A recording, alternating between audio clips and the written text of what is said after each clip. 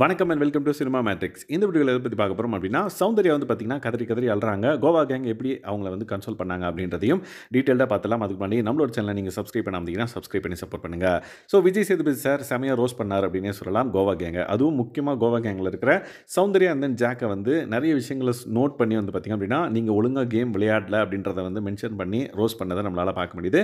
அந்த பர்டிகுலர் விஷயம் சௌந்தர்யாவுக்கு வந்து அஃபெக்ட் ஆயிருக்கு. அதனால தான் அவங்க வந்து ஃபீல் பண்ணுறாங்க அப்படின்ற மாதிரி கொஞ்சம் நேரம் அழுதுகிட்டே தான் இருந்தாங்க சொல்லலை. அதுக்கப்புறம் இதை சொன்னாங்க. ஸோ தட் எங்கள் வீட்டில் எங்கள் அப்பா அம்மாலாம் பார்த்துட்டு இருந்திருப்பாங்க. கண்டிப்பாக ஃபீல் பண்ணுவாங்க என்னோட பூர் கேம்னால அப்படின்ற மாதிரி அவங்க சொல்கிறாங்க. உடனே வந்து ரயான் வந்து இல்லை நீ இவ்வளோ நாள் சஸ்டெயின் பண்ணியிருக்கல்ல, ஸோ தட் அதுக்கு அவங்க ரொம்ப ப்ரௌடாக தான் ஃபீல் பண்ணுவாங்க அப்படின்ற மாதிரி ரயானும் வந்து சொல்கிறாரு. அந்த ஜாக்லினும் வந்து பார்த்திங்கன்னா அதே தான் வந்து சொல்கிறாங்க. பட் இருந்தாலும் எனக்கு மூளை வேலை செய்ய மாட்டேங்குது அப்படின்ற மாதிரி ரொம்ப ஃபீல் பண்ணி அழுவாங்க. ஸோ சௌந்தர்யா அழும்போது வந்து பார்த்திங்க அப்படின்னா அவங்க லைக் எப்படி அழுவாங்க அப்படின்றது தெரியும் நம்மளுக்கு. ரொம்ப சைல்டிஷாக வந்து அழுவாங்களா, அதே மாதிரி தான் வந்து அழுதுகிட்டே இருந்து லைக் எனக்கு ரொம்ப வந்து மூளை வேலை செய்யாமல் இருக்குது அப்படின்ற மாதிரி அவங்க வந்து சொல்லுவாங்க. ஸோ இந்த பர்டிகுலர் விஷயத்தை வந்து லைக் தீபக் நோட் பண்ணுவார். தீபக்கும் வந்து கேட்பார் என்னாச்சு அப்படின்ற மாதிரி. இல்லை அவங்க அப்பா அம்மா அப்படின்ற மாதிரி ரேயான் சொல்லுவார். ஸோ அவங்க அப்பா அம்மா ப்ரௌடாக தான் ஃபீல் பண்ணுவாங்க அப்படின்றத வந்து ஜாக்லின் சொன்னாங்க. அதுக்கப்புறம் தீபக்கும் வந்து போக போக சரியாயிட முடி, அதெல்லாம் நினச்சிட்டு இருக்காத அப்படின்ற மாதிரி தீபக்கும் அட்வைஸ் பண்ணிட்டு போயிடுவார். பட் ஸ்டில் வந்து பார்த்திங்க அப்படின்னா சௌந்தர்யா அழுதுகிட்டே இருப்பாங்க. தென் ஸோ ஜெஃப்ரி வந்து உள்ளே வருவார். உள்ளே வந்ததுக்கப்புறம் நிறைய காமெடியாக விஷயங்கள் வந்து பேசுவார். லைக் ஒவ்வொருத்தரும் எப்படி நாமினேட் பண்ணுவாங்க அப்படின்ற மாதிரி அவங்களோட மேனரிசம் வச்சு அவங்கள மாதிரியே வந்து பார்த்திங்க அப்படின்னா இமிடேட் பண்ணிகிட்டு இருந்தார்.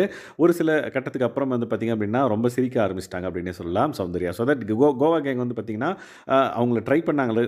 ரேயானும் ஜாக்லினும் வந்து பார்த்திங்கன்னா ஃபஸ்ட்டு இனிஷியலாக ட்ரை பண்ணாங்க. காமெடி ஜோக் ஏதோ சொல்லி லைக் மூக்குக்குள்ளே எறும்பு போயிடுச்சு அப்படின்ற மாதிரி நிறைய விஷயங்கள் சொல்லி ட்ரை பண்ணாங்க. அண்ணா ஜெஃப்ரி வந்ததுக்கப்புறம் அவர் வேறு ஒரு ஜோனில் வந்து பார்த்திங்கன்னா ஒரு விஷயம் பண்ணார். அதுக்கப்புறம் வந்து சௌந்தர்யா வந்து பேக் டு த ஃபார்ம் அப்படின்ற மாதிரி வந்துட்டாங்க.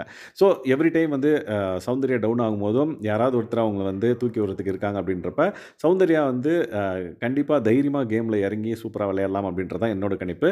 ஸோ இவங்க அழுதுட்டு இருந்ததுக்கு முக்கியமான காரணம் அவங்க பேடாக லாஸ்ட் வீக் வந்து விளையாடிருக்காங்க அப்படின்றத அவங்க ஃபீல் பண்ணியிருக்காங்க. அண்ட் தென் அந்த விஷயம் அவங்க பெற்றோர் அதாவது பேரண்ட்ஸ் வந்து அஃபெக்ட் பண்ணுமோ அப்படின்ற மாதிரி அவங்க ஃபீல் பண்ணி அழுதுட்டு இருந்திருக்காங்க. அண்ட் தென் எனக்கு மூளை வேலை செய்யலை அப்படின்றதையும் வந்து அடிக்கடி சொல்லிட்டு இருக்காங்க.